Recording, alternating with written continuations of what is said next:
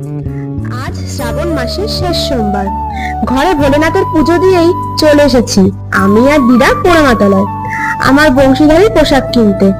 এবছর ভাদ্রে নয়, শ্রাবণের শেষে পড়েছে আমার প্রাণপ্রিয় বংশীধারীর জন্মদিন। যেহেতু খুব একটা বেশি দিন নেই, তাই আমি আর দিদা মাধবের পোশাক আর সাজসজ্জা নিতে এসেছি। আর এই দেখো বন্ধুরা, আজ যেহেতু শেষ সোমবার, তাই শিব মন্দিরে খুব ভিড়। আর এই যে আমার মা জগজ্জননী ভবতারিণী, তাকে দেখলেই মনটা ভরে যায়।